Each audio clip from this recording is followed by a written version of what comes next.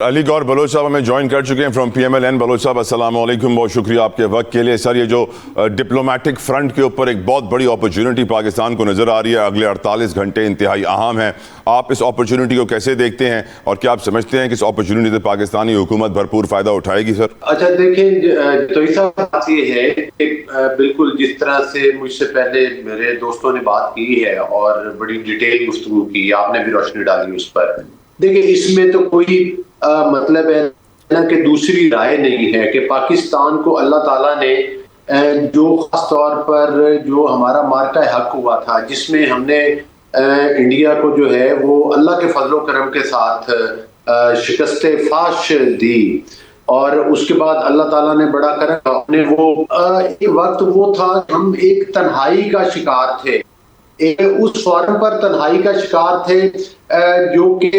بین الاقوامی لیول پر آپ نے دیکھا کہ سعودیہ کو ہم ناراض کر چکے تھے، UAE کو ہم ناراض کر چکے تھے،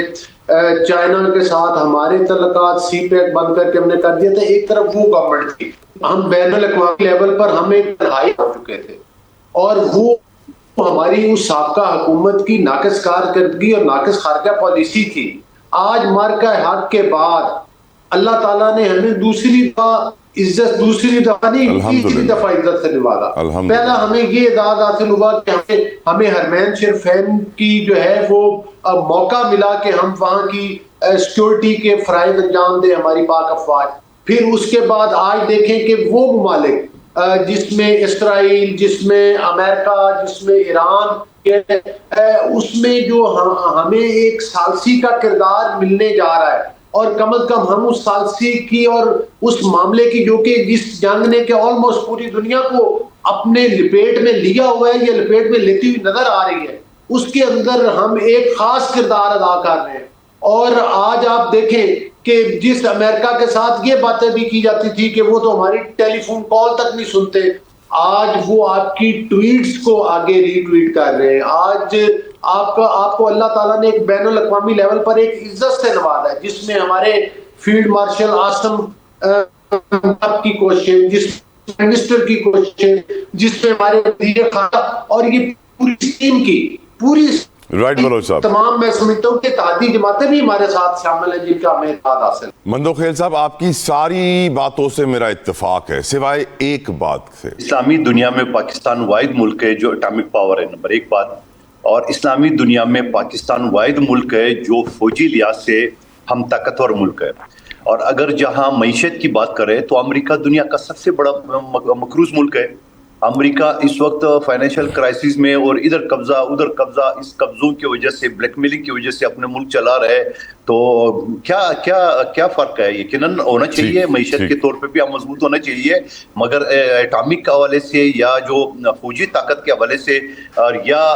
تقریباً کچھ 40 سال سے ہم حالاتی جنگ میں، اس صورتحال میں آپ امریکہ کے ساتھ کمپیئر کریں، وہ ہم سے زیادہ معیشت میں کمزور ہے۔ I completely agree۔ ان کے پاس کوئی 40,000 ارب ڈالر کا قرضہ ہے، 40 ٹریلین ڈالرز کا حضور، لیکن ان کے ساتھ اسرائیل کھڑا ہے جو ڈالر چھاپتا ہے اور دنیا کے بینکنگ سسٹم اور معیشت کو چلاتا ہے، جس کی وجہ سے انہیں کوئی ٹینشن نہیں ہے، ان کو معلوم ہے کہ اسرائیل ان کو ہمیشہ بچانے کے لیے کھڑا ہوگا۔ نعیم قریشی صاحب، آپ کی نظر میں پاکستان اس وقت کہاں کھڑا ہے؟ کیا ہم اچیو کر سکتے ہیں اس اپرچونٹی سے، اور ہمیں کن چیزوں کا خیال رکھنا چاہیے آپ کی نظر میں؟ جی بہت شکریہ جتوئی صاحب۔ دیکھیے، یقینی طور پہ پاکستان سفارتی حوالے سے آج ایک بہت بہتر پوزیشن میں ہے۔ ہم بار بار یہ بات کہہ چکے ہیں کہ بھارت کو ہرا کے پاکستان کے وقار میں اضافہ ہوا، اور یہ بات ثابت ہو گئی کہ پاکستان اپنے سے 6 گنا بڑے دشمن کا مقابلہ کر سکتا ہے اور اسے سبق بھی سکھا سکتا ہے۔ یقیناً پاکستان اور بھارت کی جنگ کا یہی نتیجہ نکلا تھا، اور آج سوئے اتفاق پاکستان جو ہے ایک ایسی سفارتی پوزیشن میں ہے کہ ایک ایسی جنگ جس سے پوری دنیا متاثر ہے، اس وقت بھی متاثر ہے، اس وقت بھی دنیا کی معیشتیں ہل گئی ہیں، اور اگر بدقسمتی سے یہ جنگ مزید 1 ماہ چل جاتی ہے، بلکہ میں تو کہتا ہوں 15 دن مزید بھی چل گئی، تو دنیا کی معیشتیں جو ہیں وہ بہت بڑے خطرے اور بحران سے دوچار ہو جائیں گی۔ تو ایک ایسی جنگ کو روکنے میں اگر پاکستان ایک بنیادی کردار ادا کر سکتا ہے، اگر ثالثی کا کردار ادا کر سکتا ہے اور متحارب قوتوں کو ایک ساتھ بٹھا کے کسی حتمی نتیجے پہ پہنچ جائے اور اگر ایک مستقل سیز فائر ہو جائے، اگر یہ جنگ بندی رک جائے تو یقینی طور پہ پاکستان کے وقار میں ایک بار پھر اضافہ ہوگا اور پاکستان کی بہت بہتر پوزیشن ہوگی۔ وہ کمزوریاں اور خامیاں جن کا آپ نے اظہار کیا ہے وہ اپنی جگہ ہیں اور ان کے بارے میں حکومت کو بہت سنجیدگی سے سوچنے کی ضرورت ہے، لیکن یہ ضرور ہے کہ امریکہ اور پاکستان کا آپ اس حوالے سے مقابلہ بہرحال نہیں کر سکتے کہ امریکہ بھی قرض میں ہے، لیکن پاکستان امریکہ میں بہت بڑا فرق ہے، یہ ہمیں ہرگز نہیں بھولنا چاہیے اور اس معاملے میں کسی خوش فہمی کا شکار نہیں ہونا چاہیے۔ لیکن دیکھیے ابھی صورتحال جو ہے وہ بہت دور ہے۔ یہ مذاکرات 5 دن کے لیے، جس طرح ڈونلڈ ٹرمپ صاحب نے کہا تھا کہ جی ہم نے جنگ روک دی ہے، لیکن ابھی بھی جنگ جاری ہے، حملے دونوں طرف سے ہو رہے ہیں، شدت میں کمی ضرور آئی ہے۔ اور سب سے بڑی بات یہ ہے کہ یہ واحد دنیا کے صدر ہیں، امریکہ جیسی طاقت کے صدر ہیں ڈونلڈ ٹرمپ، جن کے اپنے آپ نے جس طرح خود ذکر کیا تھا کہ امریکی انٹیلیجنس کے ایک سابق عہدیدار خود یہ کہتے ہیں کہ وہ ڈونلڈ ٹرمپ کی کسی بات پہ اعتبار نہیں کرتے۔ پوری دنیا میں بدقسمتی سے کوئی آدمی بھی ڈونلڈ ٹرمپ صاحب کی بات پہ اعتبار نہیں کرتا، وہ 1 گھنٹے کے بعد اپنا اسٹیٹمنٹ بدل دیتے ہیں۔ تو ہمیں یہ پتہ نہیں ہے کہ یہ جنگ بندی کس طرح ہے، کس طرح ہوگی۔ کل جو بھی میڈیا سے انہوں نے گفتگو کی اس میں ساری ہی باتیں جو ہیں وہ حقیقت سے کوسوں دور تھی۔ جس طرح انہوں نے کہا تھا کہ ایران ہم سے مذاکرات کرنے کے لیے تیار ہے اور یہ رجیم ہم سے بات کرنے کو تیار ہے، یہ رجیم ہماری مرضی کی ہے، یہ ساری گفتگو جو ہے یہ حقیقت سے دور تھی۔ میں جھوٹ کا لفظ استعمال کرنا نہیں چاہتا، لیکن ان کا حقائق سے دور دور تک کوئی تعلق نہیں ہے۔ جھوٹ نہ کہیے سر، ڈونلڈ ٹرمپ کی باتیں مضحکہ خیز ہوتی ہیں، ہنسی نکل جاتی ہے اس پہ۔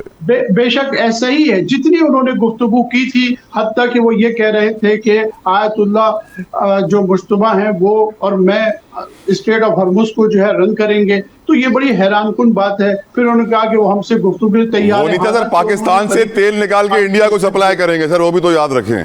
جی، تو اس لحاظ سے ابھی چیزیں بہت دور ہیں، دونوں طرف سے شرائط جو ہیں وہ بہت سنگین ہیں۔ مجھے لگتا نہیں ہے کہ ایران جو ہے وہ امریکہ کی 15 شرائط کو قبول کرے گا، اور مجھے لگتا ہے کہ امریکہ جو ہے وہ ایران کی 6 شرائط کو تسلیم نہیں کرے گا۔ سب سے بڑی بات جو ہے وہ یہ کہ جو خلیجی ممالک میں ان کے اڈے ہیں، امریکہ انہیں خالی کرنے پہ کسی بھی صورت میں تیار نہیں ہوگا۔ ظاہر ہے کہ یہ پوری دنیا کی جغرافیکل جو پوزیشن ہے اس حوالے سے یہ اڈے امریکہ کے لیے بہت اہمیت کے حامل ہیں۔ لیکن اس سارے سیناریوں میں ایران جو ہے جو سب سے اہم چیز حاصل کر سکتا ہے ان مذاکرات کے نتیجے میں، ایک تو یہ کہ مستقبل کی جنگ بندی کا معاملہ، اور دوسرا جو سینکشنز ہیں ان کو مستقل ختم کیا جائے اور تجارت کی آزادی دی جائے ایران کو۔ اگر اس قسم کی چیزیں ایران کو حاصل ہو جاتی ہیں تو یہ مذاکرات بہت کامیاب ہوں گے۔ ادروائز اگر دونوں حریفوں نے ایک دوسرے کا کوئی نقطہ ماننے کو تیار نہیں ہوئے تو یہ جنگ کنٹینیو بھی کر سکتے